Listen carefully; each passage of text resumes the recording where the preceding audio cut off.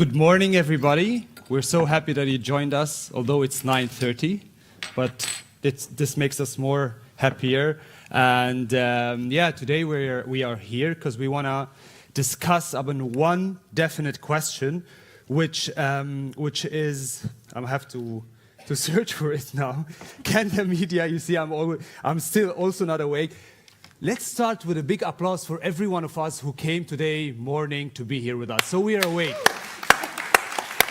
Maybe we all need it.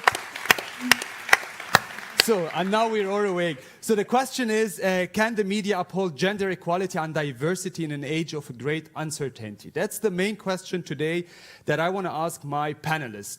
And I already told Ines Paul today when I was going to introduce my panelists today, I said I wanted to say it's great to have amazing, strong women today with us because it's a women panel.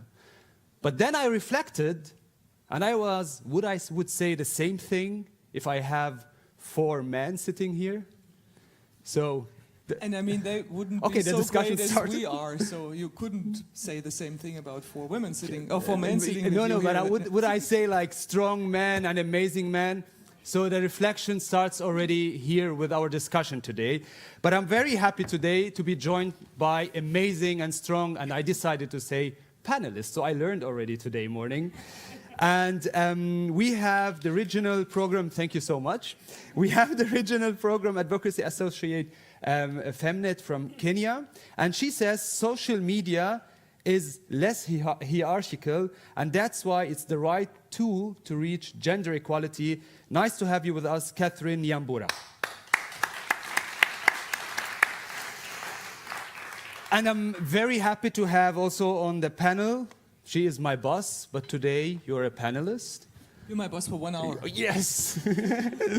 Editor-in-chief Deutsche Welle, and she says we have to recognize that we have a gender gap, and that's why we have to shape awareness. Ines Paul, nice having you with us, boss.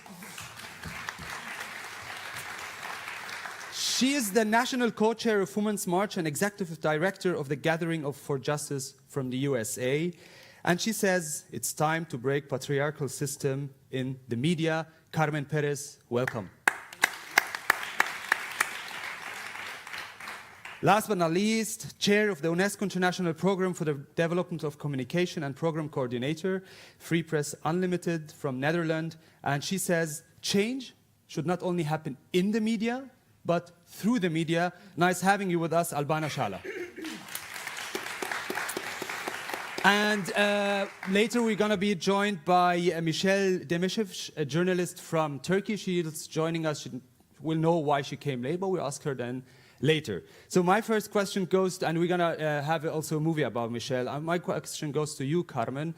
How would you describe today the coverage in the US media? Is there gender equality in the US media? So good morning, everyone. It's kind of odd to have my back towards people, so you can turn around if you want. want. All of you. But I think, it's important to understand that the media tells our roles in society and tells us who we are and what we can do or what we can be. They frame oftentimes and amplify our policies in our political sphere, right?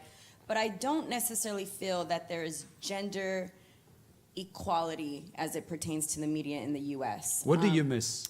I feel as though, just statistics show that those that are executives who are actually telling the story, it's predominantly dominated by men. So I encourage women to seek those roles as executives. And often, it's also who owns the media that is telling the story. And oftentimes in our communities, which are predominantly communities of color, and also some of the most disenfranchised communities, the way in which we are portrayed is more likely to be demonized, specifically Black, African-American people in our country. Could you please give me a concrete example where you said, like, this is bad, it shouldn't be happened, that's not the way it should be transformed? So for instance, when it comes to police brutality, when it comes to Black victims, unarmed victims, we see Sandra Bland, right? A young woman that used social media to inform the community about her activism and the wrongs that police departments were doing in our community. And the way in which the media portrayed her was as a villain and not necessarily as somebody who was a law-abiding citizen, who had graduated, who had moved from one place to another. So again, the way in which some of the women, and particularly in the Black community, are portrayed is just, it's not an accurate portrayal of what we see in our communities. And so there is this gender equality, and I think the way in which we can address it is by encouraging more women to tell their own stories. Okay. Now we are joined by Michelle. Good morning, Michelle. More spotlights on you. Nice to have you with us today, Michelle. You're the first transgender TV journalist in Turkey. Transgender. Okay, why? Because we can say gay gender, lesbian gender, bisexual gender. Okay. Gender is very much just trans, that's enough. Good. So I think you're very awake. So although you came a bit late, but you're very awake. Nice to have you here with us, Michelle. And we go now to see more what Michelle is doing through a video. And then you could join us for a small talk. Is that okay for you? Great. So we could watch the movie. Michelle Demircic is a Turkish journalist. She made global headlines in 2012 as Turkey's first transgender journalist. But she has been unemployed for almost 2 years due to sexual discrimination that she faced in her native country. Demircic talked about the difficulties that she encountered in her professional life. In the media environment, I've been subjected to violence and discrimination that many of the female colleagues also go through. But there's one difference. I'm generally subjected to further discrimination. For instance, my former employers thought that by employing me as a transgender individual, they were doing me a favor. And because of this, I've been getting paid less than my peers and was not covered by any sort of insurance. But this is very ridiculous because I'm an individual too, and I'm a journalist, like all my colleagues. Demircic says that she has never been treated badly by the people in the street while working as a journalist, despite an apparent transphobia in Turkey. There is no problem with ordinary people. As a reporter, I've never been subjected to marginalization or discrimination. Yes, it is a fact that there's transphobia and violence on the streets. We can't deny that. But those who deny who I am and still don't identify me as a journalist are, unfortunately, my colleagues and press associations. O problemi çözememiş olanlar benim meslektaşlarım ve meslek örgütlerim maalesef. She says it is hard for her to find a job in Turkey. Demircic is now considering working abroad. Benim için As long as I can find a place to work as a journalist, I don't mind where the workplace is. Istanbul or any other city, it doesn't make any difference. Since I'm being subjected to discrimination and violence because of my identity in Turkey, I can no longer work as a journalist there.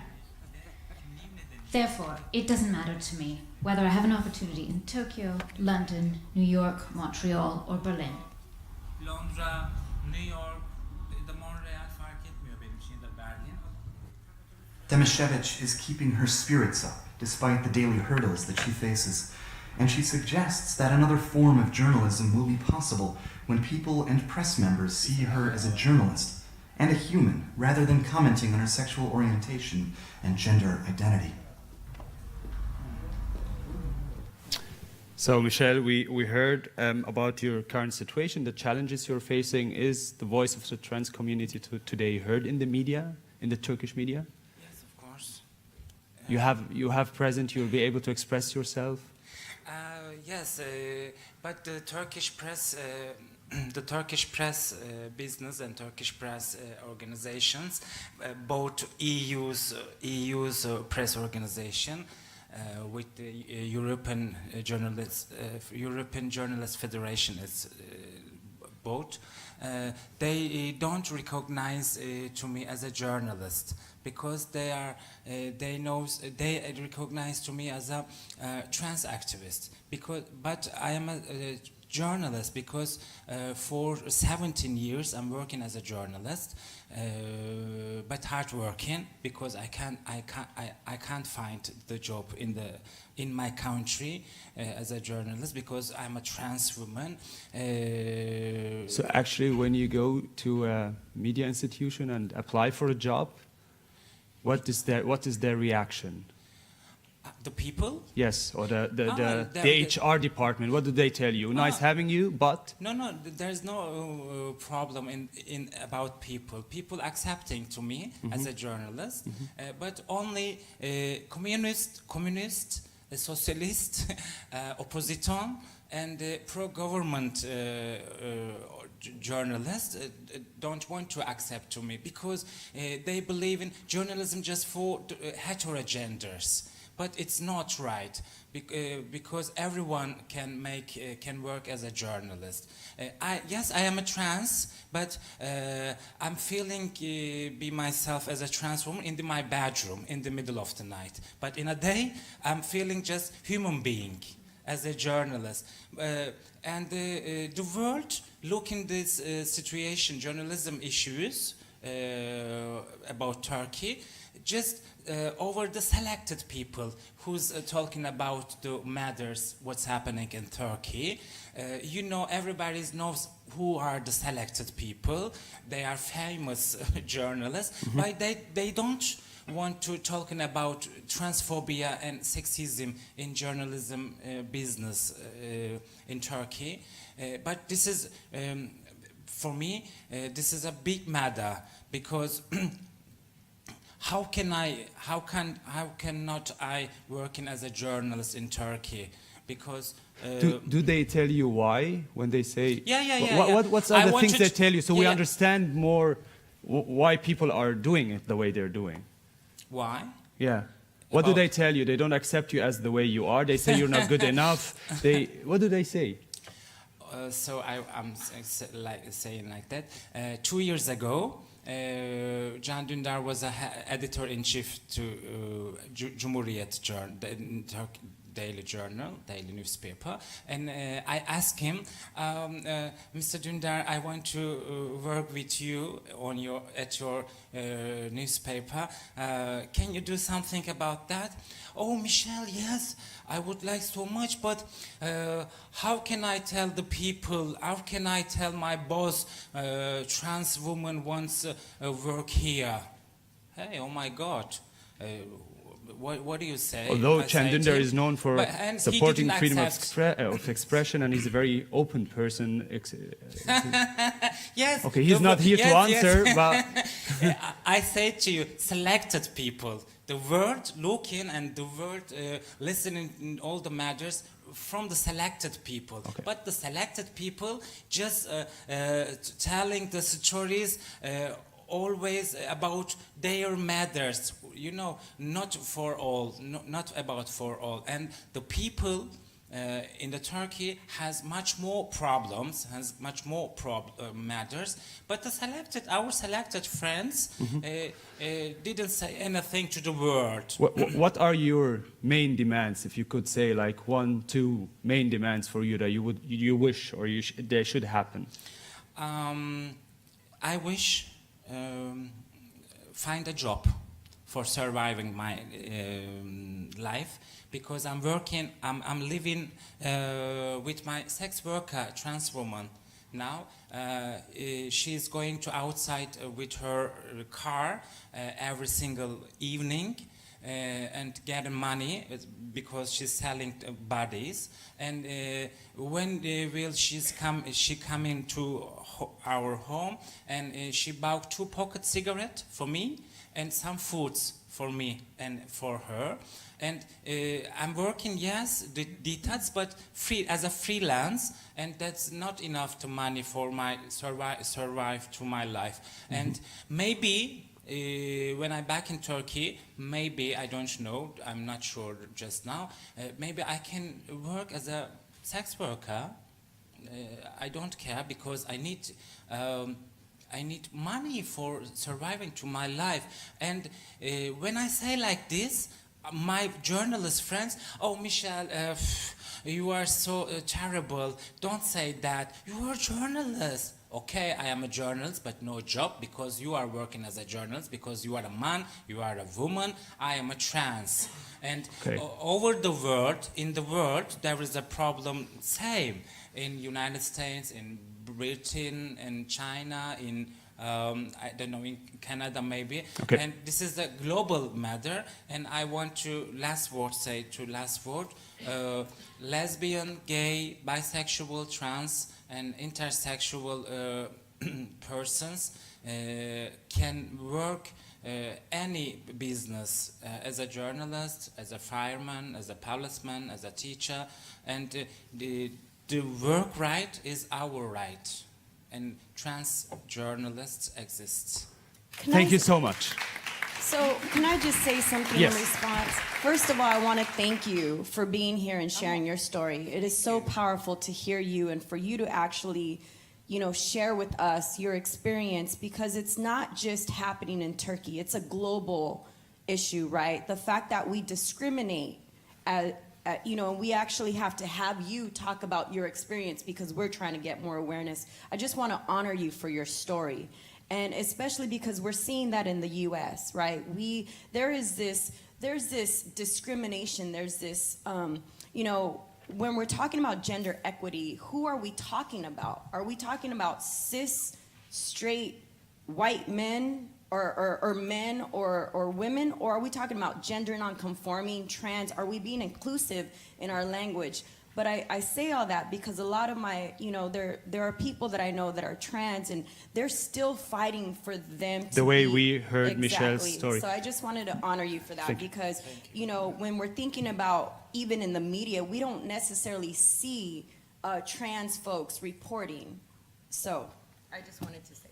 Thank you. Thank you, Michelle, for joining us, and thank you, and we hope you find a job soon. Come back? Yes. Oh, thank you. Thank you for. So, when you go back, then I have to continue. Yeah. This chair will stay empty, so any one of you, please, could join us anytime if you want to comment on anything that's said here. Yeah, this one is the empty, so feel free to join us anytime and to be part of the discussion. We heard Michelle's experience, and Carmen also talked about the way it is in the US. Carmen was one of the co-founder and co-organizer of Women March. I'm one of the four national co-organizers and of the Women's March. Ines, do you think this was one and for all action, or it is sustainable? There's a continuity for it, or it's just one shout and now it's gone? Oh no, I mean, I actually was in the United States covering the election during the whole year, and I was on air during the whole inauguration speech and the whole ceremony. And the day after, finally, the Women's March took place, and it was like a relief in the whole country, right? I mean, people, ever since the election, they were just devastated. They were like frozen. And then this Women's March happened not only in Washington, but all over the place in the United States, but also in Europe, in many countries. And I think this was such a wake-up call. Mm-hmm. And what I found so beautiful, it wasn't only women. I mean, there were men, there were trans, gay, all kind of people from all over the place, young, old. Some I met, I was in Washington, obviously, and I met some people who came back, who did the huge Martin Luther King March so many years ago, and it was the first time they came back to Washington to join this movement. So it really was a wake-up call, and I mean, you and your folks did a great job organizing that. That was really so necessary for this country. Thank you. Ines, why was it a wake-up call? For who? No, because people, as I said, they were shocked that something like Donald Trump could have happened in their country, and they were paralyzed. And through the Women's March, they got the feeling back, hey, we can do something. And after all, we have to do something. And as always with these huge marches, it brings people together. And this is, I think, what we also should talk about here. It's so important to bring people together to fight for a common goal. And this is also when it comes to gender equality. We have to come together, we have to keep organizing these old-fashioned women topics. You know, as long as the fight isn't won, we have to just keep marching and doing rounds like that. Albana, it's very important to come together. Nevertheless, the gap is big when you talk to media outlets, when you talk to media institutions, when you talk to government. What is your own experience concerning facts and figures about the situation of the gap happening? You could. Good morning. Good morning. It's on. It's on. Good morning, and thanks for inviting me to join this panel. Everybody has his own stories, and we carry luggage with us wherever we go. And my luggage is, in this case, I work with journalists and with Free Press Unlimited. And I think that as journalists, if I would propose a way of looking at the world, women and men, I would say we need the gender lens. So imagine if all of us here, who anyway have honored by the meeting by being here, at some point would put the gender lens. That gender lens would allow us to look at the world through the eyes of the 51%. There is a program at France 24, it's called 51%. Basically, Annette Young, who leads the program, like Ines Paul, who leads Deutsche Welle, they know, they have the gender lens. They know what it means to be a woman, to be a minority, to be excluded, and they have come into a position where they look at the world and they say we need to change it. So I think if I would propose a solution to bridge the gap, before we go into solution, what's the current status? No, we're gonna listen to soon. But what's the current status? Do you have facts and figures where you say? Yeah. You can look at it at two sides. Yes. Both ways. On one side, and I was wondering today how it will go. Apart from its early morning, and the organizers have brought out in a big room, which is special. So I would really like to congratulate Deutsche Welle and GMF for bringing up one step further in their own policy making. Because last year we were in a. So I would say an applause to the GMF for bringing us here and early in the morning discussing it. Yeah. Now, we had a smaller room last year, and people were saying yes. why such an important topic doesn't have a bigger room, so we got a bigger room. Now, look what at do the we want for panel. next year? We're gonna think. Look at the room. There are mainly women. And when I talk to people and I say I'm going to do this talk, they say, "Oh, great to get together for an inspirational talk." It should be beyond that. It should be a talk that would involve men. So, how many men are in the room? Can you please stand up? No, just right. Okay. And one of our panelists. Okay, so let's say that next year, in an ideal situation, this would be a room that would have equal number of men and women. Because women, if you talk about problems, this is perceived to be a woman's problem, or a transgender problem, or LGBT problem.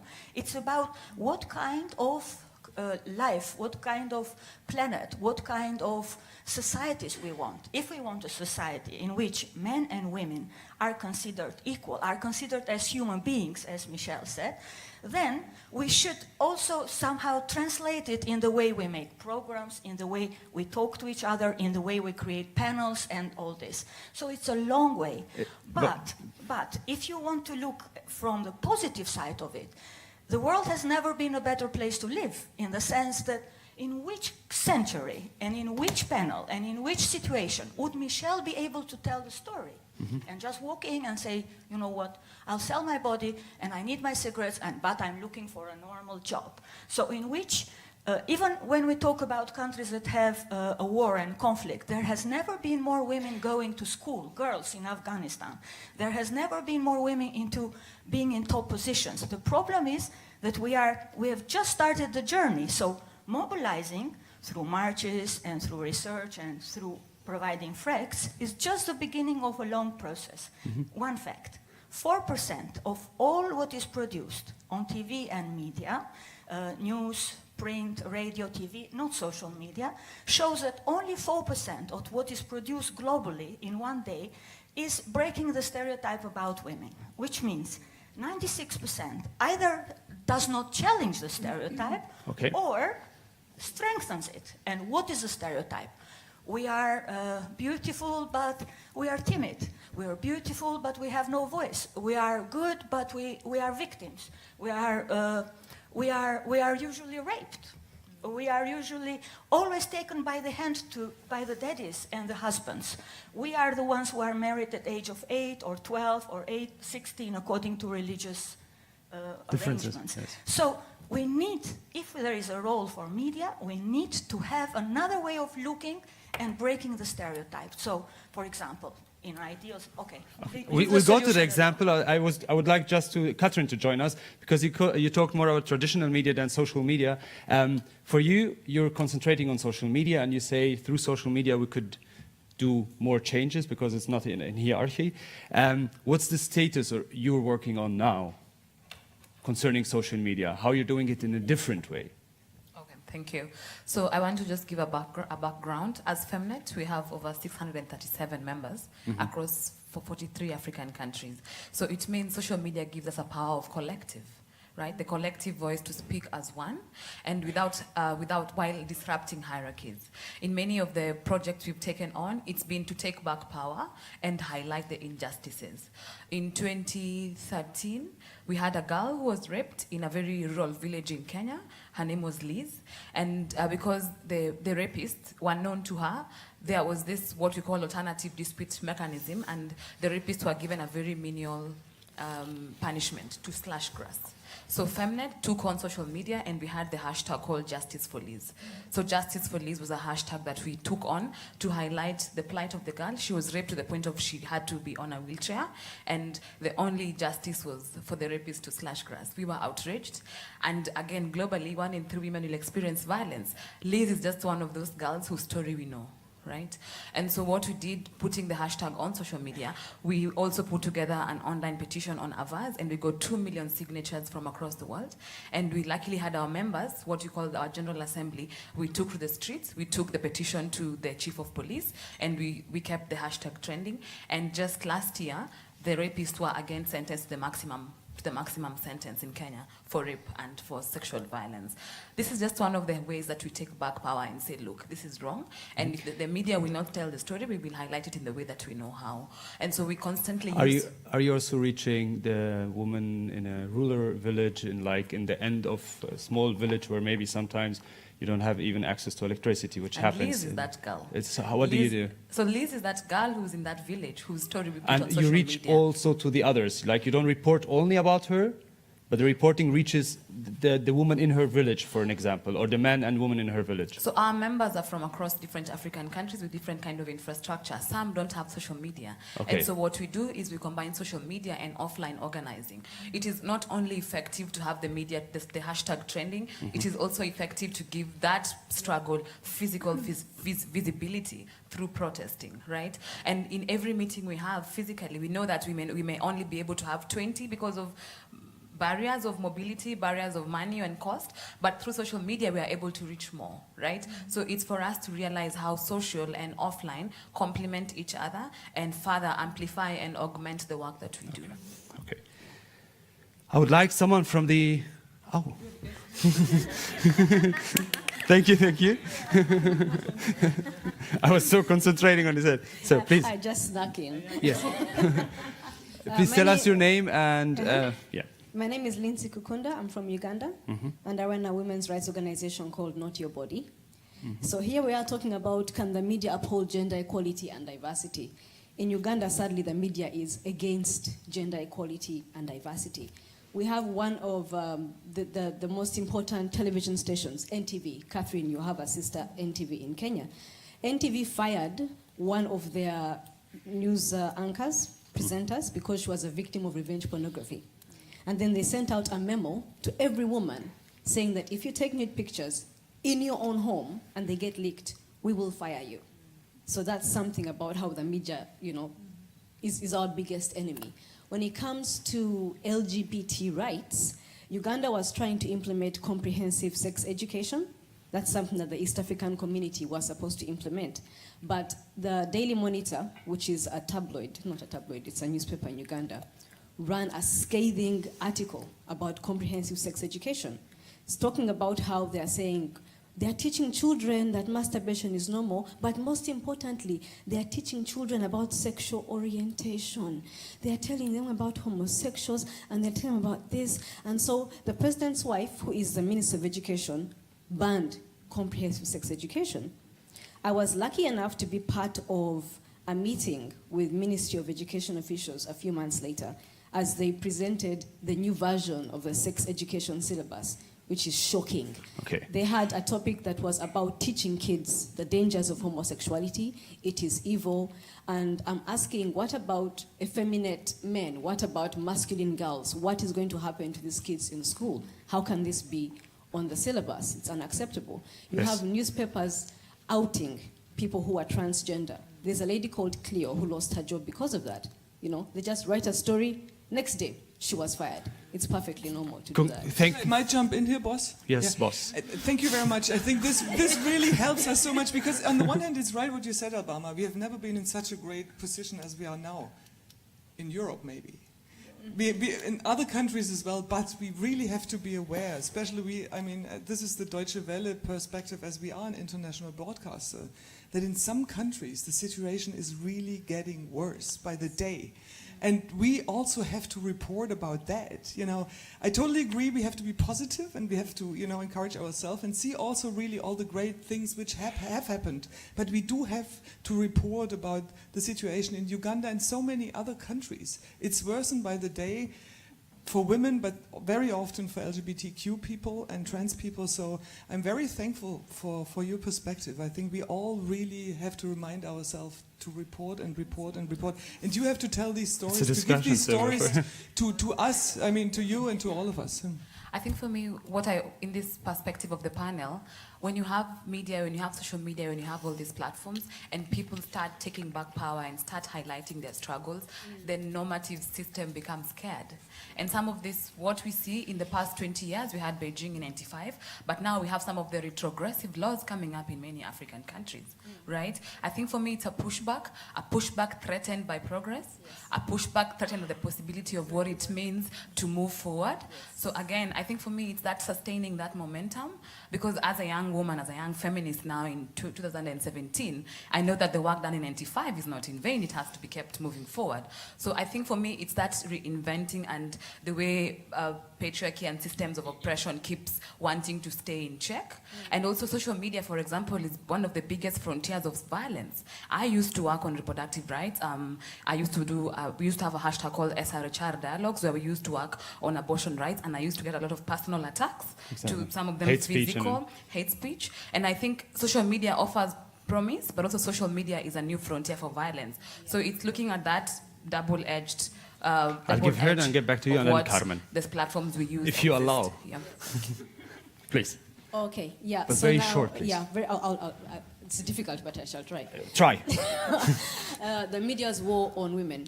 Lately, there are more stories that denigrate women. You have the Minister of Gender was opening a shelter for abused women. And she's making a speech, and she says, but the thing about you modern women is that you disrespect your husbands, you don't want to give them sex, so if you don't want to be beaten, please try to remember that you can be educated, but also try to remember your place in the cultural context. And you don't have media questioning that. You have journalists writing stories about if your husband leaves you for the housemaid. It's a true story.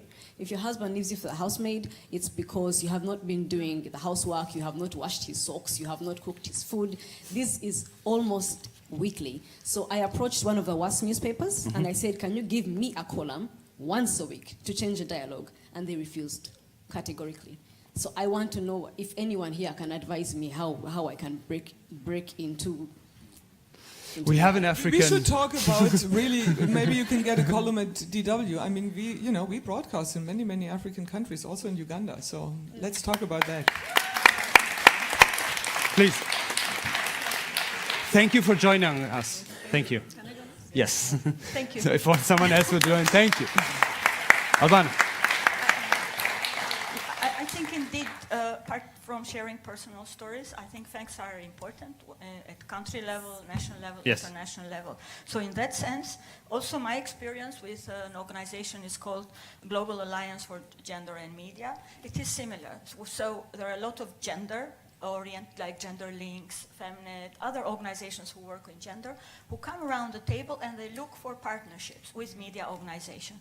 So somehow, because of the need that we have to find a solution, we look for partners among media that are not only conservative, but as the Ugandan colleague is saying, are proactive in undermining the cause when it comes to women. Another fact is, very often, when we say this is a women's issue, the problem sometimes, the challenge of putting it together with a trans, bisexual, lesbian, so the whole trans, LGBTs, is that in some societies you can have a discussion about the role of women, but it's still a taboo to have a discussion about LGBTs.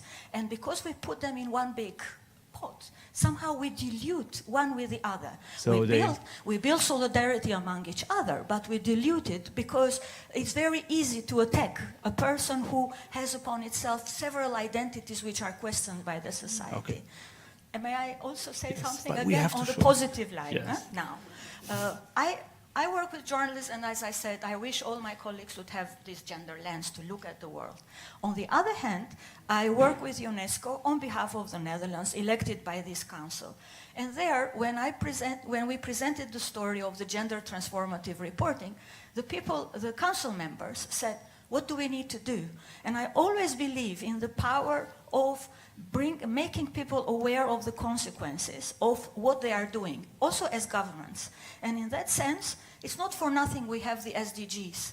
If you go on the street, no one knows what is the SDGs, the Sustainable Development Goals. But if you trickle the SDGs down, and goal 5 is about gender equality, and if you tell the story at the level that meets the people and what they care about, I believe that there we can make a difference. I think we should go at several direction levels. how, because it's very clear that we have different daily challenges facing. Panels are happening all over, so the point is... To go for concrete examples, I know how, Carmen?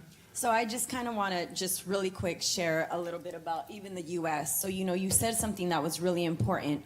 For us in the U.S., and even in Latino America, there's what's called white supremacy, right? And so even if you give women access, you usually get the woman that is lighter, right? That doesn't look as indigenous or doesn't have, African features. And so again, when we're talking about gender equality and diversity, we really have to think about who is the person that's actually getting amplified.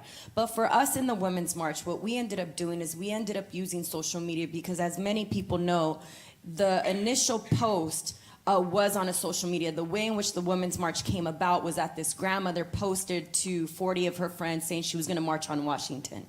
And us women of color got involved because the original name was the Million Women's March, which was the complete erasure of black women who had organized a march 20 years prior to that. And so this connection to history, right, and the erasure of people, we also have to recognize that. But for us, we use social media in order for us to own our narrative, because there were stories that were wanting to be told about us, right? People wanting to, portray us as, different things. And also, with social media, we were able to have real conversations about real issues every day, what we were experiencing as the national organizers. But also, it gave people the access to us in regards to the different threats that we had. When we we created a policy platform with 14 platforms: reproductive justice, violence against women, criminal justice. There was language there around sex workers.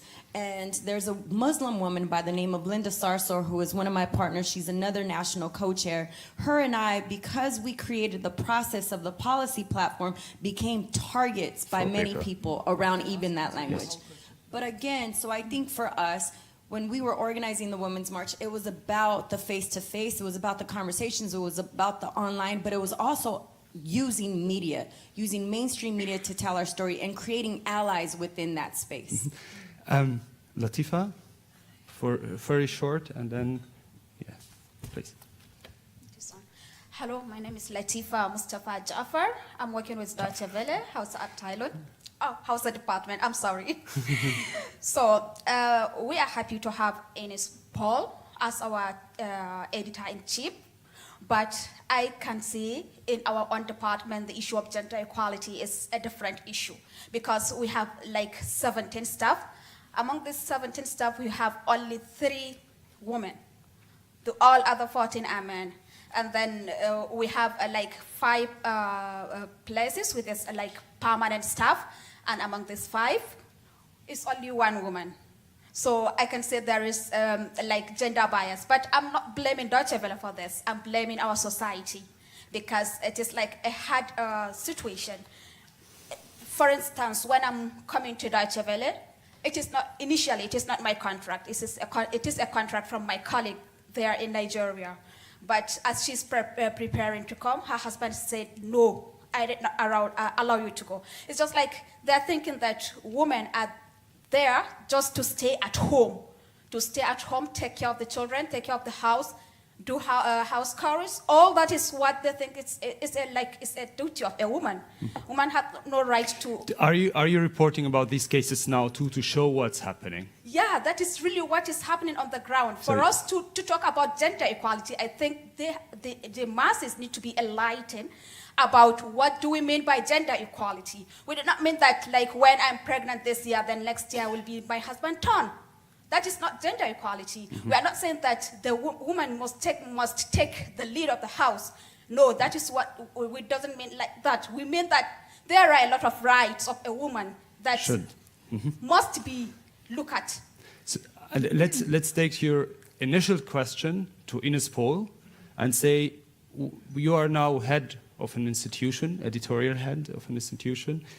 What are you trying to do differently? Are you saying we should have 50-50, should have a quote? What are you trying to do to reach? Because you can decide today. Yes and no. I mean, I'm the editor-in-chief. That means I'm really responsible for the content. But sure, I have an impact. I'm also in the hiring process. I mean, I think what we heard here now and what we probably know is sure the way what you report and how you report is connected to whom you are. It's always a question of perspective. What matters, what doesn't matter, what matters more, what do we put, on top of the story? Which questions do we ask? Whom do we ask? When do we ask them? Where do we ask them? This is always connected to the one who is to the reporter. So, and this has something to do with gender. But not only with gender, this also has something to do with where you come from. Yes. Also, and therefore I would really love to broaden the understanding of diversity. For me, especially in Germany, it has a lot to do with your background. So for example, and this is actually the same in the United States, and I think this is one reason why the coverage of the campaign failed. Many journalists Which come campaign? from the election campaign in the United States, why Trump finally didn't, well, that's another topic, but what I want to say, focus on is many journalists in Germany and the United States are from the upper middle class. They're highly educated. They come from a background where the parents had money. So for example, my father was working in a factory, He was working on Saturdays so they could afford my piano lessons. And this gives me a totally different perspective than when you come from a family background which was always kind of rich. And so therefore I would love to broaden the understanding of diversity. It's more than gender. To answer your question, yes, I am for quota. I really am. I hate it. I don't like it. It's a very big pity that we still do need it, but I think without a quota, without the commitment that we have a quota until we have at least 30%, 40%, 50% is a high goal. And as you mentioned, Latifa, it's sometimes not so easy to get the women.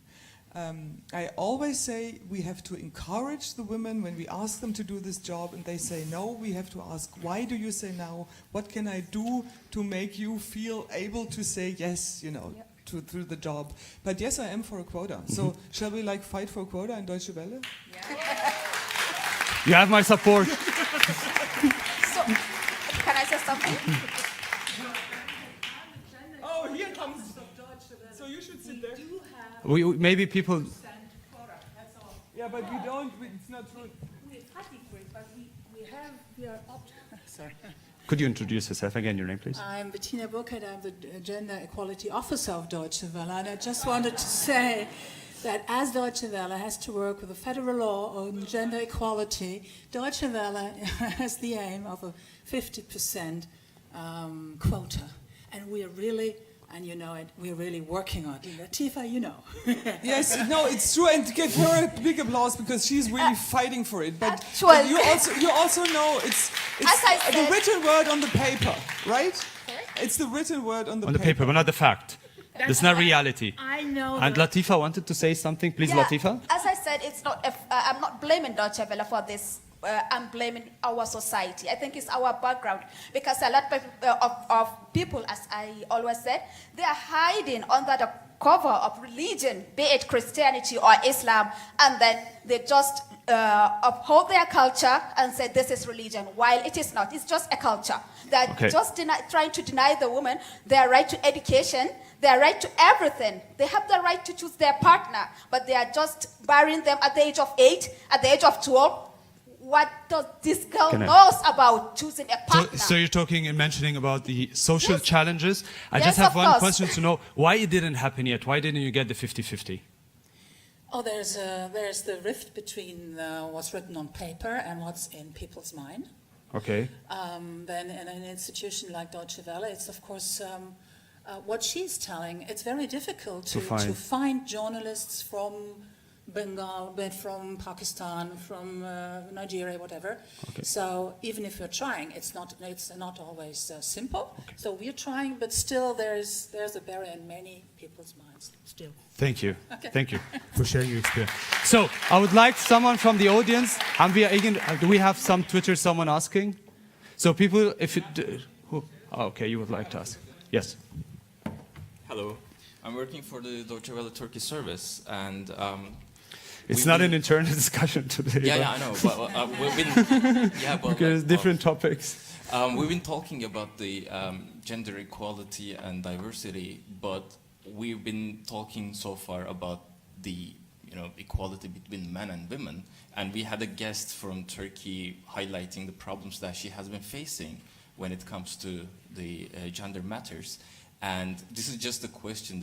I don't imply anything, but does Deutsche Welle has anything to do with the LGBT people when it comes to employing them or like giving them more presence? So is it about only men and women, or do we have an open mind when it comes to LGBT people as well? Thank you. I think Deutsche Welle has a lesbian editor-in-chief. That's not too bad. And this is not about me now, but But I'm an out lesbian. I mean, since many, many years. And Deutsche Welle, as Germany's international broadcaster, picked me. When they did it, I personally was really happy, sure I was. But I also really was very happy for the LGBTQ community. And it means something to make LGBTQ people visible, And we had a foreign minister, Westerwelle, he was out gay. He brought his partner to China, They were walking on the wall together, not hand in hand, but... Side by side. So, and that's I mean, I think in that regard, Deutsche Welle always can do better, no doubt, but there are really fairly many gay people in Deutsche Welle. Let's not turn it to an internal Deutsche Welle. No, I just wanted to answer that. Yeah, it's great not to turn it to an internal Deutsche Welle discussion. Yes, please. Which we go now direction how? Because people might be interested to know. We know that there are challenges. There is a gap, according also to the gender gap index. There are so many facts that we know. So now what should be changed? Because since long time we've been talking, and I think such sessions have been happening the last 10 years, but on the ground, it's not changing. So what should be changed? You're here sitting together, powerful, you have influence. What should be done?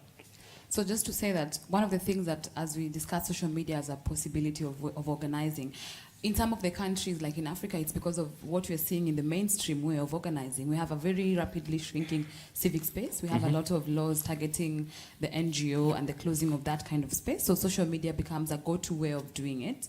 Of course, it's to counter that shrinking space, but also as a way of keeping the democratic way of doing things going. On the other end is to realize that accessing a computer, a smartphone, data bundles, to buy that means to have economic power. It's not every woman and girl around the world who has that kind of power. And so we still have to work to counter broader inequalities. And also one of the things that I realize is that the very powerful movements on social media are stemming from offline social movements. For a lot of young women in the context, we still have unpaid care work. That means that instead of tweeting or being in the clubs where you have this kind of discussions coming out, they are stuck doing domestic work. So we must also realize that these kind of inequalities are also deeply embedded in the broader inequality in society. Exactly. That's the fact we're talking about. So we talked about social challenges. We have also concerning low challenges. We have the media reporting, but the media itself within the institution, and you're specialist more in social media. So that's what you're focused on. What do you think should be changed on social media? How should social media should be changed in order to reach gender equality? And I was getting to that, thank you. The digital gender gap is important for us to address. In terms of realizing that the internet should no longer be an elitist kind of platform, it needs to be accessible to everybody, all women and girls across the world. We still have a gender digital divide. It's still very pronounced. Yes. If you look at the ones who are able to engage online are the ones who probably are able to articulate themselves.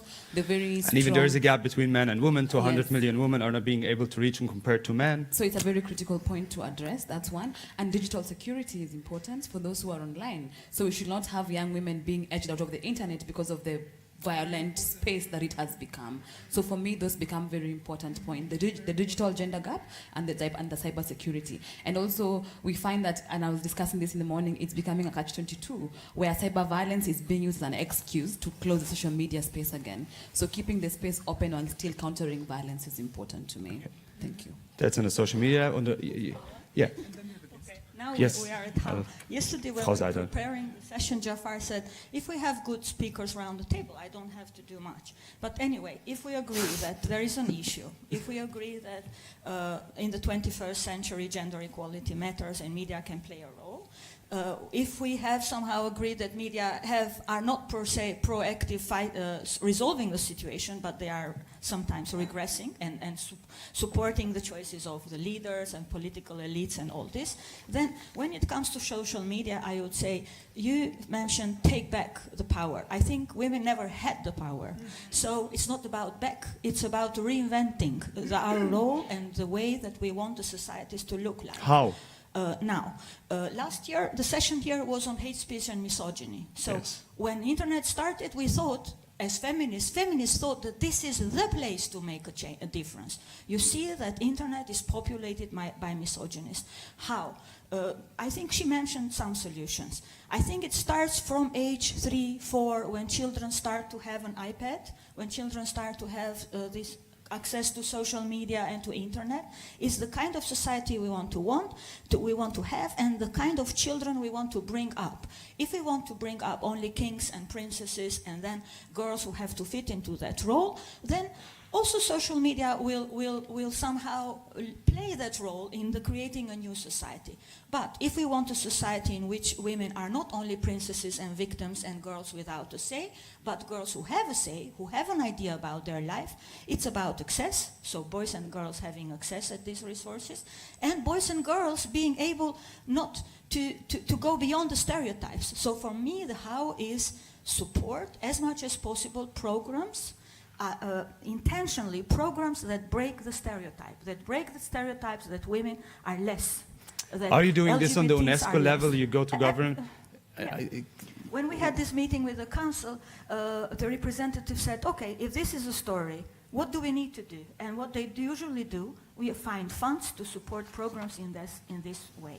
In the case of Deutsche Welle, of other big media, but also Google, Facebook, and all this. We have to go to them with ideas of how they can contribute to break the stereotypes.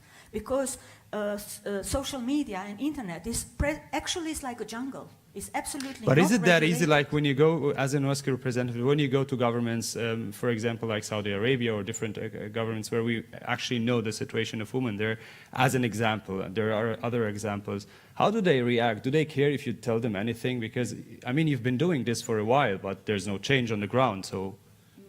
Well, a slight think, change? I think there is a slight change. Diplomacy sometimes can work better than naming and shaming. Sometimes what you cannot achieve by marches, you can achieve through diplomacy.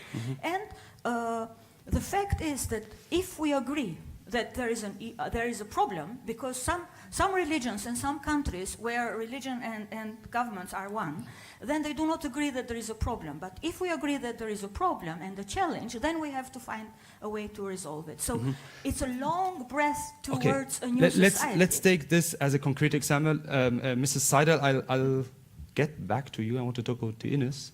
I'll really get back to you. Ines, there was a concrete example. How to cover such a story? What should media do in order to change the perception and to raise awareness? And how?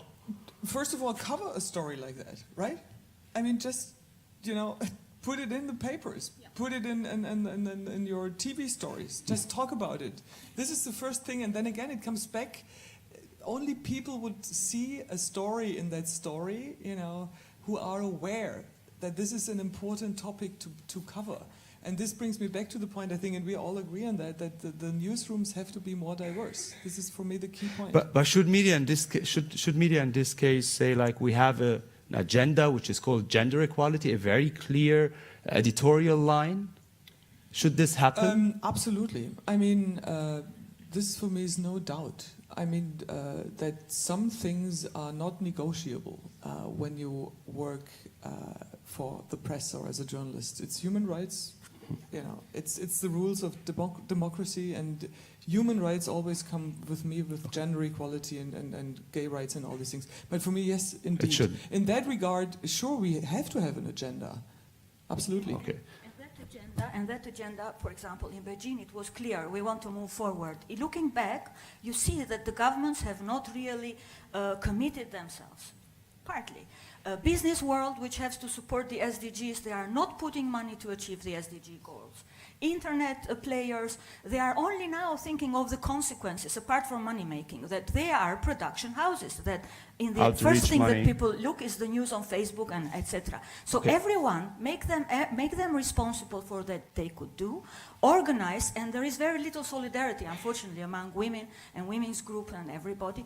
Organize and look at two elements. Inside media, what you said about quotas and all this, but also through media. Because media houses are different from another company. They have a role. They think that they are not only providing entertainment, but they also are informing, they are educating. So make them responsible for their role, for their content. And then one quick response, and I mean, we do have, especially in Germany and other countries, we do have special rights, We do have special access to information, and that comes with a duty to fight for Article 1, and that which says in Germany all human beings are same. Yeah. Okay. But there is always. It looks as if some rights are more important than others, and that is a big danger. That should be. Okay, now we're happy to be joined. We have been a while waiting, and now we are happy to talk to you, to Mrs. Annette Seidel. You are the head of Division of Human Rights, Gender Equality, Inclusion of Persons with Disabilities at BMZ. You would like to tell us more about what you're doing concerning gender equality. That's concerning gender equality. Yeah, it's on. Is it on? Yeah, like we this. can hear you. Okay. Yes. Thank you for inviting us and for inviting me. Human rights are women's rights. Women's rights are human rights. And in this regard, we, as a development policy, we think then that women's rights are our basic principle in all of our programs. That is a bit on paper, but a bit of it is in reality. So what do you implement concrete? So what we are trying to do is to get women's questions into our policy dialogue with Uganda and with Kenya and with all the countries we're having cooperations with. And this is sometimes very difficult. It's also sensible. If we're talking on violence on women, we always hear that our colleagues are quite sensible to tackle this question in a dialogue between governments. So we're trying to find new instruments on sensible questions, and we try to. What are these instruments? We try to do it on a regional basis, because if we tackle a sensible question with the government, you always get into cultural problems and to problems with churches, and we're trying to just to get on the problem step by step. How? How?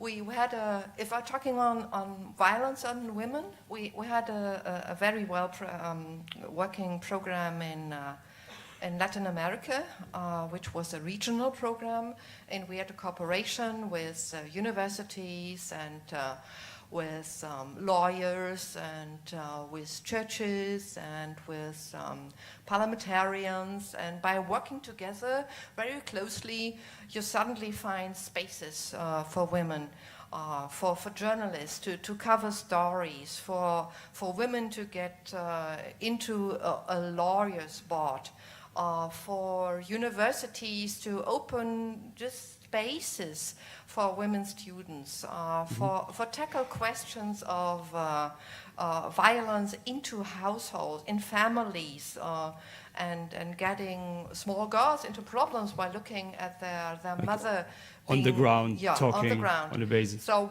what we're doing now is try to bring this into Southern Africa, and we want to get started by this year, and this is regarding violence on women.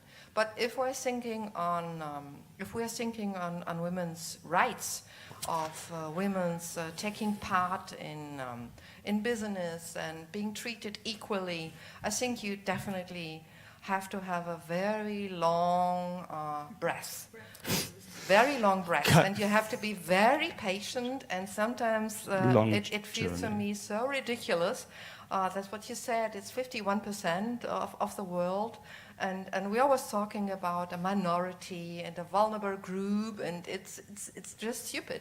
And I think for me, media is at least a very strong and a very powerful tool to get women together, to give them strengths and the feeling of their strengths, and to get into groups. And this is also regarding Trinity states and civil societies. Yes. Thank you for joining us and sharing your experience of BMZ. Thank you so much. Carmen, we had the first Women's March. Is there a second one? Well, we're coming up on the anniversary. There's a lot that we're doing with the Women's March, and for us, it's really moving from a moment to a movement and sustaining it. So we're building our political arm right now, which is our 501c4 I'm on the board of. But I want to say a couple of things. I'm going to say 5 points. One, I think the media needs to take gender issues out of the private realm and put them back on the political agenda. 1. 2, I feel if you have access to resources, or if you have access to different things, please share your resources. The way in which we were able to have such a powerful movement within the Women's March was because women invested in their own movement. We did not get funded by corporations. We got funded by everyday citizens. And so what I say, when you think about those that don't have access to, any of the devices that allow us to tell our stories, then provide those that support to those communities, and also develop relationships with the people that are actually what you mentioned, that are I don't want to say most marginalized. We use that a lot in the U.S., but develop relationships with people so that people can actually tell their stories. I also feel as though I'm not waiting for Superman to come save me. I feel we are the ones we've been waiting for, and so oftentimes we're expecting for somebody to give us a job or give us a platform. I'm about creating. I feel it's important that we create our own platforms. What do we care about? There's different channels. There's radio, there's news, there's YouTube, there's social media. There's different ways in which we could tell our story as women. But I also want to have us put pressure on those entities that are discriminating against us, that don't have the equal balance of gender, trans, gender nonconforming, right? I think there's an opportunity for those like myself that are activists that can actually put political pressure, put pressure on those individuals. And we protest against people all the time. So if you want to know how to do that, let me know. And also, I Follow think, Carmen Perez. right, another thing that we should also think about, even in the context of this panel, right, is to be more inclusive, right? You're talking about uphold gender equality and diversity. And I feel as though, you know, there should be more men on this panel. There should be gender nonconforming people, and there should be trans folks sitting at the table. And so oftentimes we feel like we should not be the ones that are you know, constantly talking about how we feel, or, you know, I'm so tired of being the token minority in a space. But if we're not at the table, we're actually on the menu. So for me, it's important that we sit at the table and we have these robust conversations, and you ask, what do we want for next time? I don't know if I'm going to be here, but I think it should be more inclusive. I mean, we have some men sitting in the audience, so it's not too late to include them and to ask them. So we start from now sitting. I ask you. What do you think? Okay, introduce yourself, please. I'm Albert Bayrami. I'm working in the Albanian redaction of Deutsche Welle. Okay, do you want to say something to Ines, like we had an internal discussion or not? No, I'm afraid a bit from the gender code because I'm a practicant. I'm doing an internship and maybe it will cost my job. Okay, no, that's not Ines. That's 100% not Ines. I can guarantee you this. My question to you, what should men do? Maybe some say, nothing, it's a woman thing, but what do you think, according to your opinion, what should men do to reach gender equality? Yes, as a man, I need to put my girlfriend, my wife, and my mother to that position that they fight for their rights, and I need to fight for the rights of my mother and my sister and my girlfriend or wife. Are you doing this in daily life? Yes. The way, give me an example to understand. It's always in the making career, I think, in the decisions with girlfriend, boyfriend, or husband and wife, and mother and sister. If you can push them to fulfill their dreams and don't pull them over and say, no, you are a wife, you need to go to do wife stuff, cleaning, and get married and stuff like that. They need to put their personality and reach their dreams without being pushed from the families and from the society, men's society. Thank you. Please. I have look, you know what this sign is? No. It's a campaign called He for She. Okay. So every man can be part of this campaign, and exactly what you're doing, but to spread more and to put it on social media, on Facebook and Twitter, you go to the site called He for She, I think, from UN Women, and I think there is already, you have one? Yes. So we give him now one for you. Thank you very much. So thank you for joining us. Thank you. Another man in the audience, just to understand more. I see here some men sitting. Would you like to say something? Hiding? I want to ask you. It's okay. English. Who's speaking English that I could ask? Oh, you're here. Can you join, please, to this side? Yes, please. Please an applause because he is talking to us now. Thank you. So, what are you doing differently in everyday life? You heard it should be more inclusive. Hi, Alban. Sorry. I don't know. Your name is? I'm George. I'm a journalist again. So, at first I have to say I'm a feminist. Like, many people think that only women can be feminists, but not like that. What I do every day is even hard to say because I don't even think about it. It's like you have to continue living among the people, and it's not about you're man or woman. Let's say when I was a kid, we played football in the yard, and my team was, I was only guy in the team. They were all girls. And it was natural. We didn't care. But then we grew up, and then we started talking about activism, rights. When you're a kid, you don't realize that there is a difference.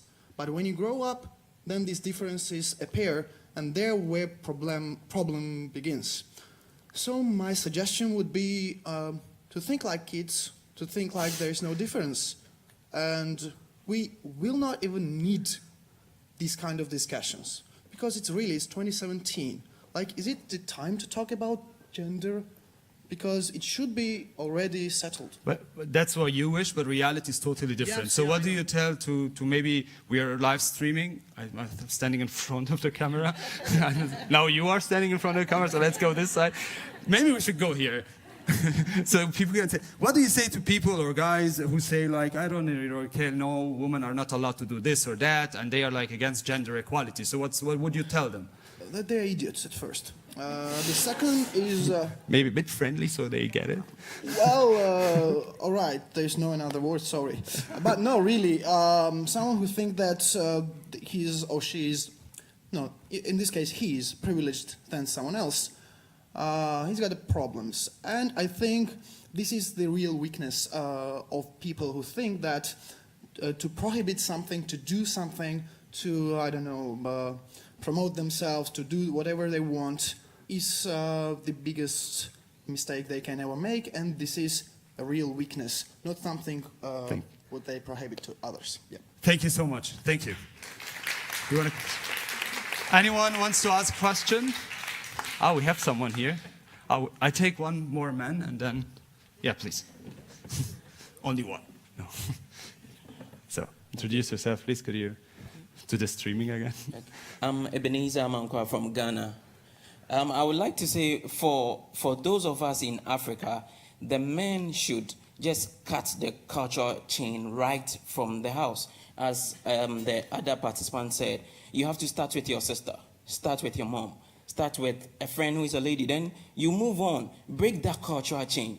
Okay, so if you are able to do that internally, I guess if every man is doing that in the house, it will cut across, because you can't stand as an individual and fight against culture in Africa. But when you start from somewhere, when someone also learns from you, then it will just transcend and we'll move on. Okay. Thank you. Thank you. Yeah, we're coming to the end. We still have 2 minutes. Last interaction, and then we have to end. Please.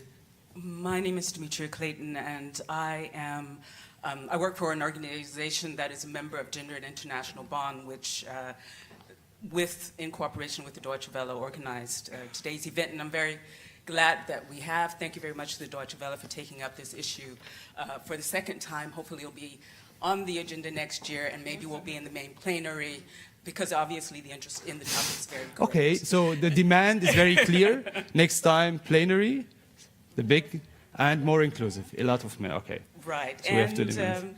Yeah, exactly. The other thing that I think is really important about this debate, and thank you again to all of our panelists, is that we also have to look at the perspective of the consumers of media and at the power that they have.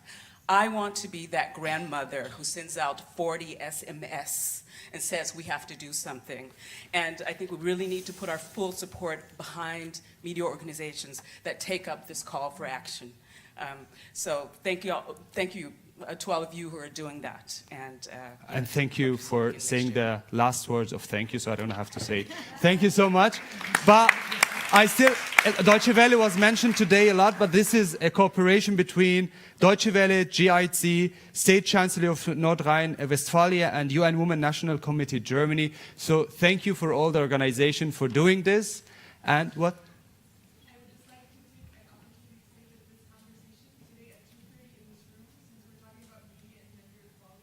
Ach so. Entschuldigung für Shabbat auch.